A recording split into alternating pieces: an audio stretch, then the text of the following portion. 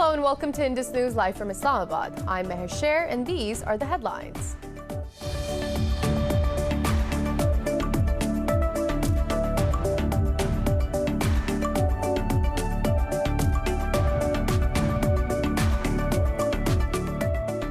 At least 9 people have been killed and 20 others injured in an explosion in Afghanistan's capital, Kabul. The Interior Ministry says children and women are among the victims while the surrounding houses are severely damaged. No group has claimed responsibility for the attack.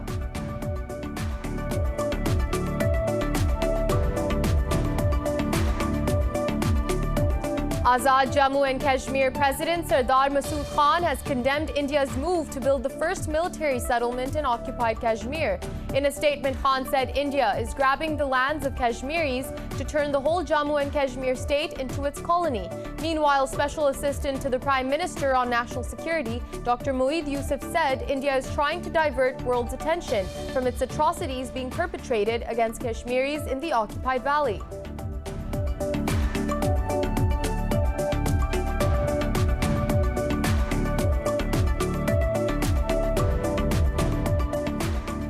In India, farmers have threatened to block Uttar Pradesh border with New Delhi in protest against the new agricultural laws. The demonstrators are observing a Remembrance Day today to pay tribute to over 20 people who have died in the protests. Farmers have been protesting for 25 days now, demanding the Indian government to repeal the 3 farm laws.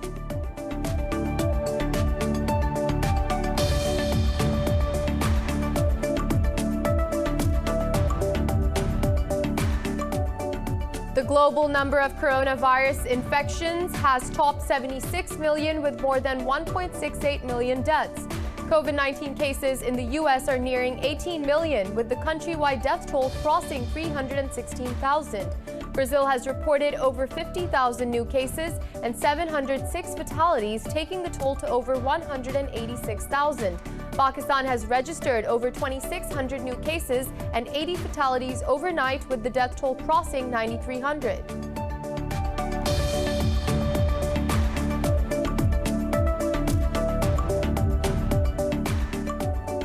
And in cricket, New Zealand beat Pakistan by 9 wickets in second T20 and also clinched the 3-match series 2-0. Tim Seyfert scored 84 runs from 63 balls, while Kane Williamson scored an impressive 57 runs from 42 balls. Earlier, Pakistan set a 164-run target with the help of Mohammad Hafiz's unbeaten 99 runs.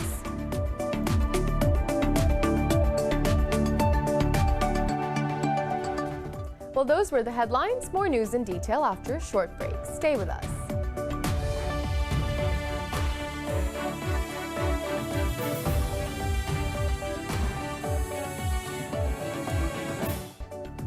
Welcome back. And now for the news in more detail. At least 9 people have been killed and 20 others injured in an explosion in Afghanistan's capital, Kabul. The Interior Ministry says children and women are among the victims while the surrounding houses are severely damaged. The ministry said the bombing targeted an Afghan lawmaker, Khan Mohammad Wardak. It said the lawmaker survived the blast. Meanwhile, 1 person was killed and 2 others injured in an explosion in Badakhshan province. No one has claimed responsibility for the attacks.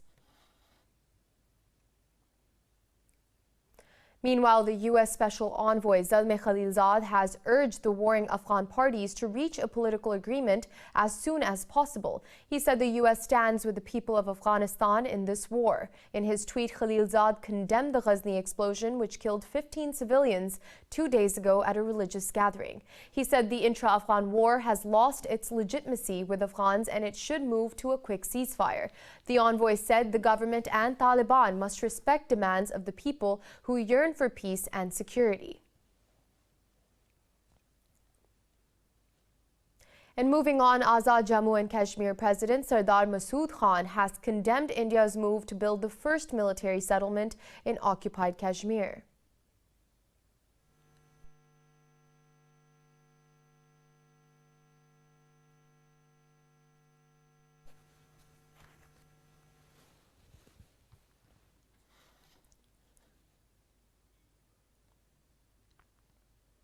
And moving on, in India, farmers have threatened to block Uttar Pradesh border with New Delhi in a protest against the new agricultural laws.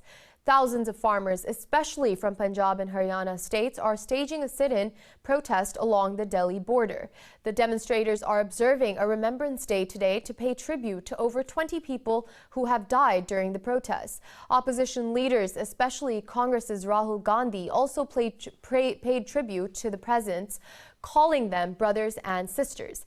In a surprise visit to New Delhi, Prime Minister Narendra Modi yet again reiterated benefits of laws without referring to the protests.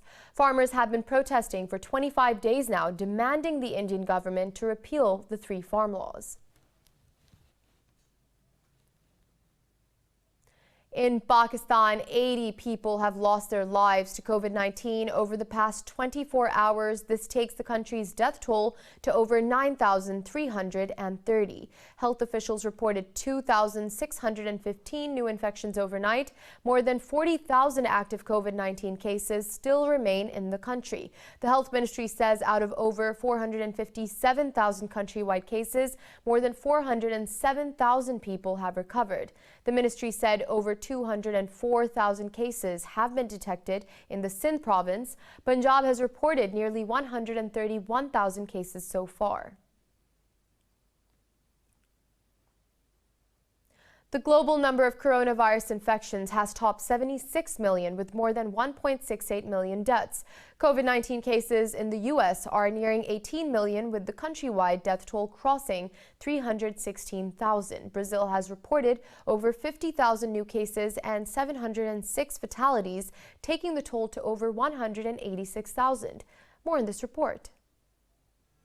As the vaccines begin rolling out in the states around the world, daily COVID-19 deaths and cases are still devastating lives. In Latin America, Mexico City is suspending non-essential activities due to a surge of coronavirus infections and deaths that is quickly saturating hospitals. In the US, the past week has been the worst since the pandemic began.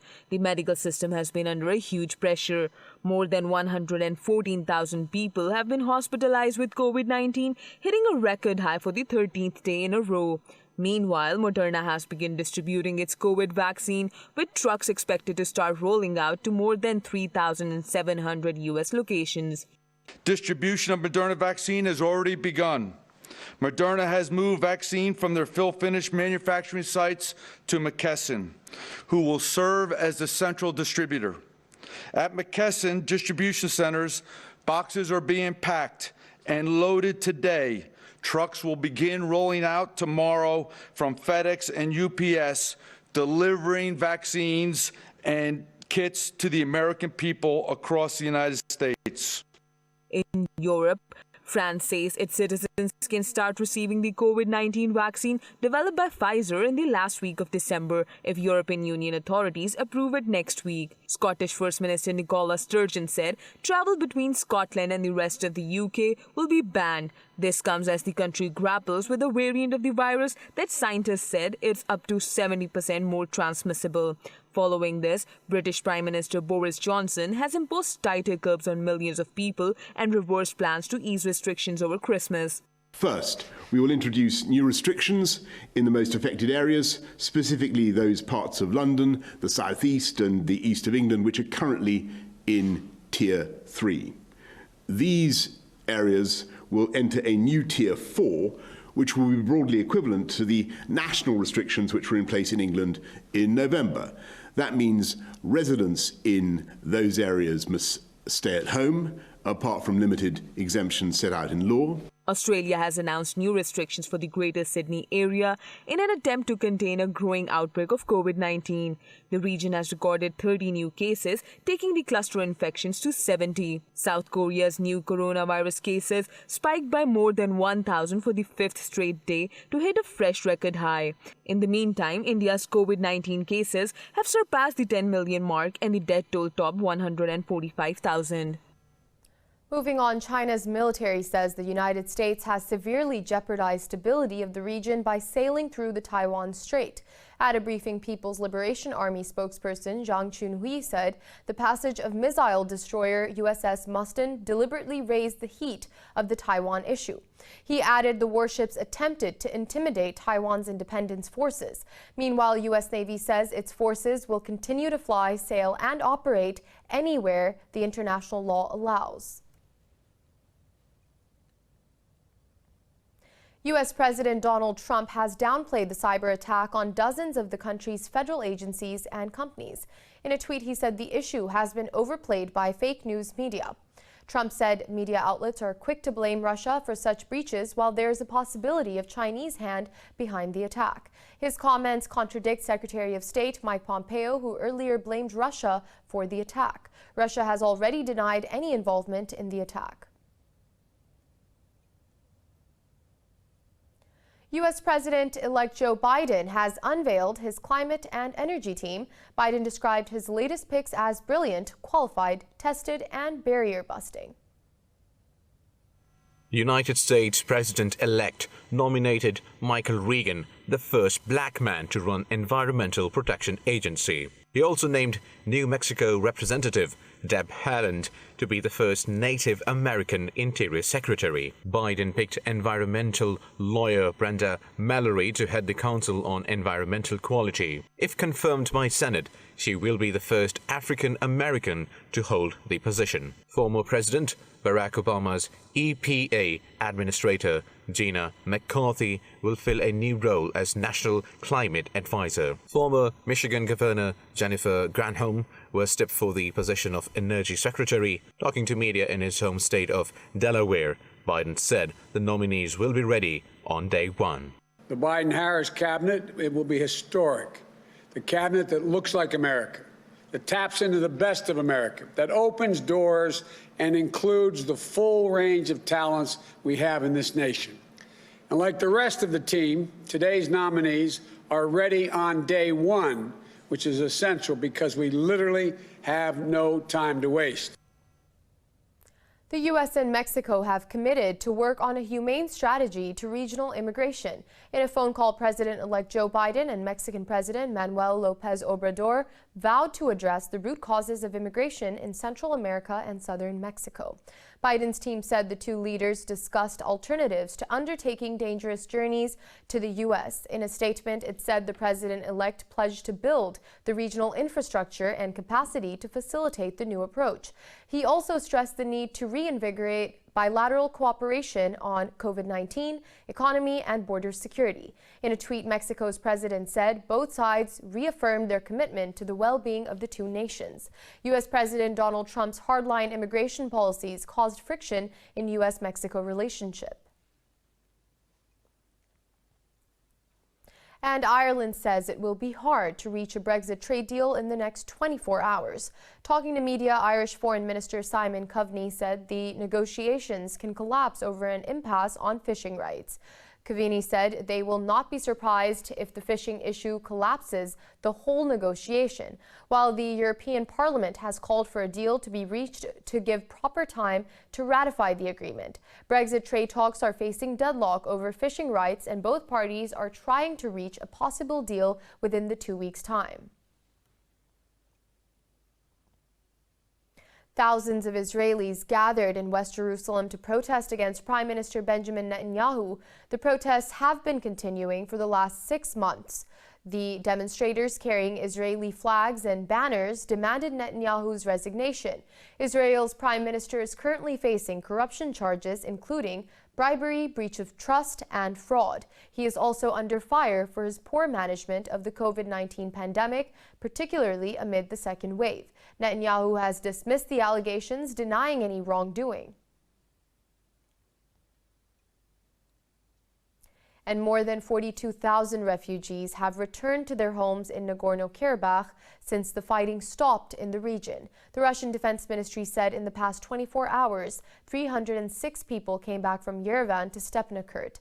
The ministry said the refugees' buses have been escorted on their route by patrols of the Russian peacekeepers. It added Moscow's observation posts are deployed along the contact line and to the Lachin corridor.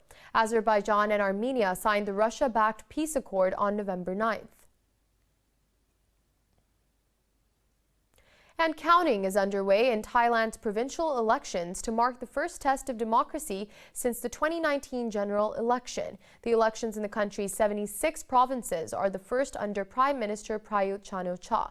The recently founded Progressive Movement is competing in 32 of the 76 provincial administrative organizations. It is facing strong opposition from political elites of Khun Plum family, which ruled the region for decades. Experts say the power is concentrated in Bangkok, which leads to patronage flourishing at the expense of forward-thinking policy. The elections are being conducted amid strong anti-government protests in the country.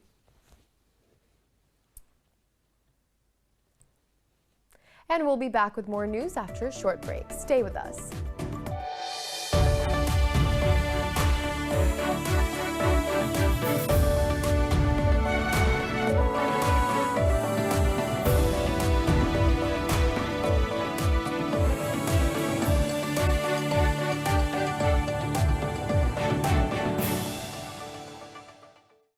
Welcome back. Venezuela's President Nicolas Maduro says the National Constituent Assembly will cease operations at the end of 2020. Speaking in Caracas, Maduro said the assembly is no longer necessary following the December 6th elections.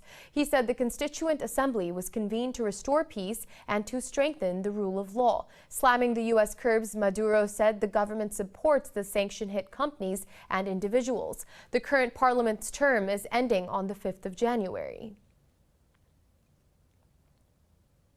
And in Chile, hundreds of anti-government demonstrators took to the streets of the capital, Santiago. Demonstrators are demanding reforms to pension, healthcare, and education systems. The protesters faced down police in riot gear and blasts from water cannons. The South American country has witnessed protests for over a year now, calling for an end to inequality. Last month, Chile voted in a referendum to rewrite its Pinochet-era constitution. And a massive cloud of dust has been witnessed in the areas of central Argentina. The country's National Meteorology Service has given yellow and orange alerts for the dust storm. It has forecasted the speed of winds reaching 80 kilometers per hour. Local media has reported that the strong tornado dust winds have blown off roofs and uprooted trees in the Santa Rosa region, but it said no damage was caused to people or property.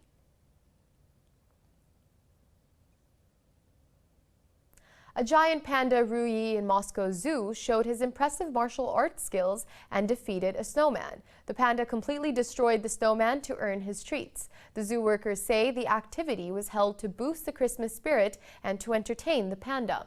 They placed carrots and branches into the snowman to give him a task before the meal. Despite cute looks, giant pandas possess formidable force, with their biting power being comparable to brown bears. Ruyi and his female friend Ding Ding were given to the Moscow Zoo by Chinese President Xi Jinping in April 2019.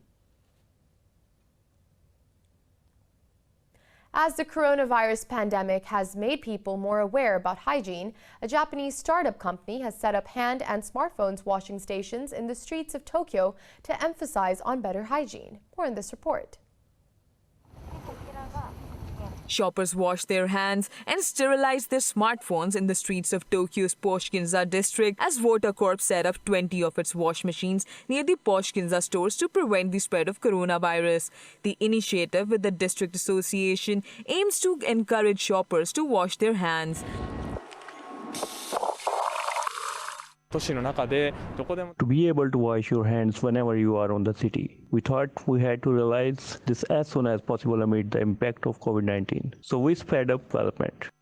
The machines don't require connection to running water and don't use fresh and wastewater tanks. Instead, they recycle the water through a 3-stage process of membrane filtration, chlorine, and deep ultraviolet irradiation. On average, 20 liters of water provides around 500 washes, and the filters should be changed after 2000. The machine also cleans smartphones using 20 to 30 seconds of ultraviolet light exposure. Touching a dirty phone would negate hand wash effort. と盲点だったという。 I use smartphones all the time, but I was not conscious that I don't sterilize it enough. It was good that this machine reminds me that we have to keep smartphones clean. VOTA has now begun shipments within Japan and aims to expand internationally next year. And moving on, SpaceX has successfully launched its final mission of the year 2020. The Falcon 9 reusable rocket carried a spy satellite into space on a classified national security mission.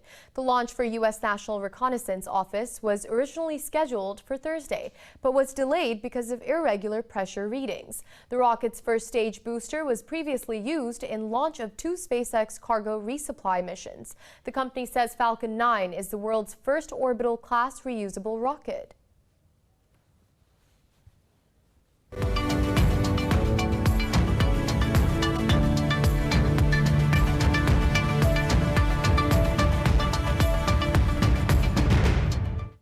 Now moving on to business, Confederation of British Industry have expressed concerns over new COVID-19 restrictions. The business groups have called the new curbs as a real kick in the teeth for businesses. In a statement, CBI's chief Matthew Fell said the move will hit businesses which were already struggling badly. He said the government must take a fresh look at how to support businesses through to the spring. Britain's car industry body chief Mike Hawes said the third shutdown comes at the worst possible time. He said the businesses are facing close-of-year challenges as well as uncertainty and upheaval from the Brexit transition period. The British Retail Consortium has also warned that the consequences of the new restrictions will be severe. Earlier, Prime Minister Boris Johnson announced a new Tier 4 level of lockdown in London and South East England.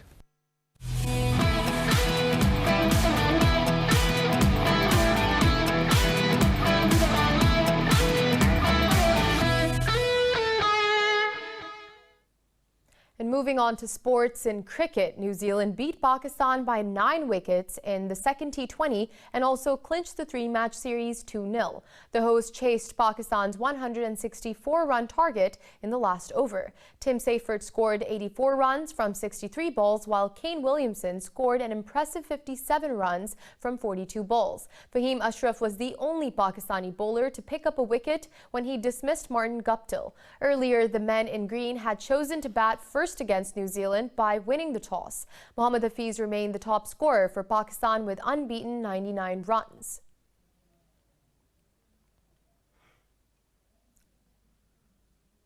And in other cricket news, the big quick from rural New South Wales, Josh Hazlewood, proved to be Australia's hero in Adelaide Test against India. Overshadowed by fellow pacers, Hazlewood stepped into the limelight with a blinding spell that humiliated the visitors. The right-arm medium-fast bowler bagged the most economical 5-wicket haul by an Australian bowler in 73 years. With 3 maidens in his 5-over spell, Hazlewood just conceded 8 runs.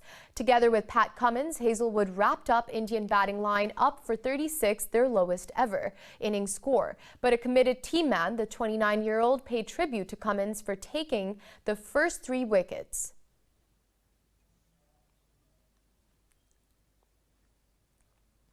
I'm not too sure, to be honest. I think it was pretty similar to maybe Leeds. Looking back to the Ashes, we bowled them out for 60 odd, but yeah, I think it didn't change a great deal from the first innings. Probably just bowled a touch fuller, I guess, and maybe a touch straighter. But I thought Camo set the scene beautifully, and I sort of just followed suit. So yeah, but everything got nicked and everything went to hand. So one of those days.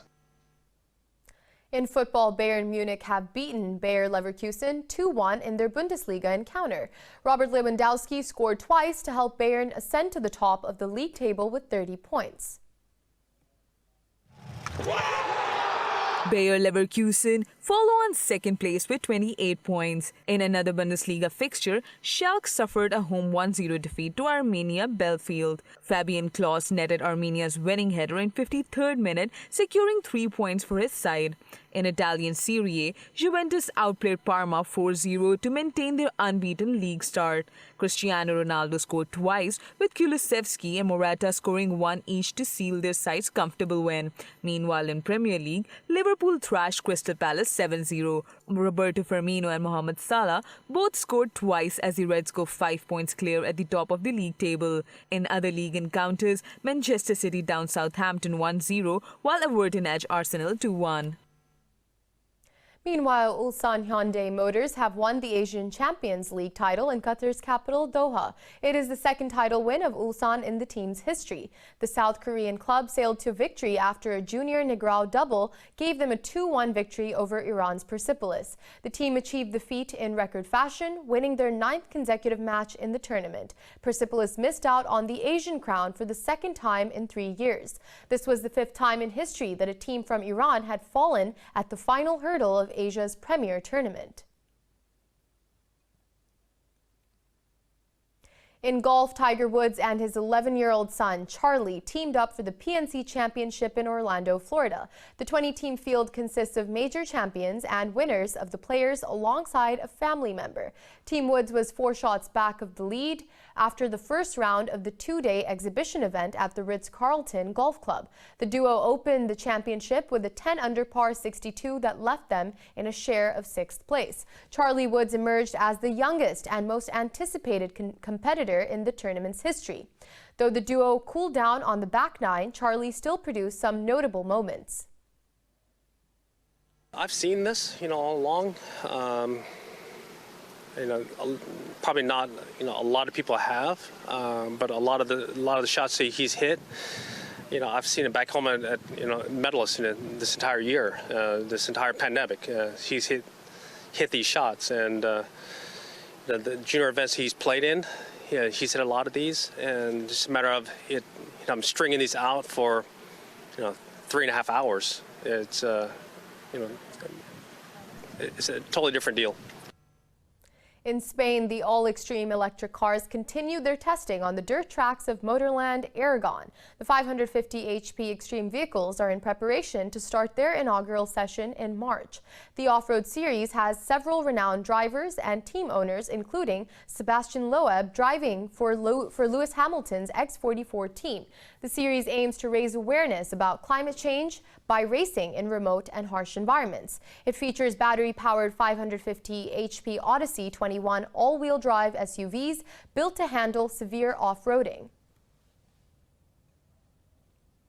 First, I didn't really know what to expect from it because it's completely a new concept about everything. Sharing the car with a girl, trying to bring some benefit for the ecology, driving an electric car in a new concept, a new style of race. I didn't really know, but finally it looked interesting.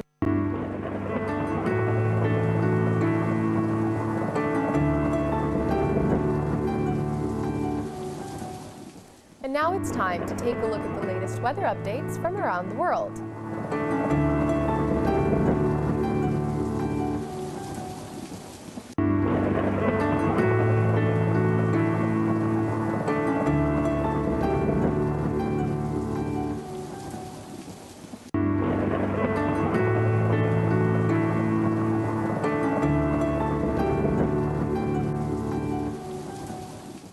For the latest updates, you can follow us on social media at indus.news.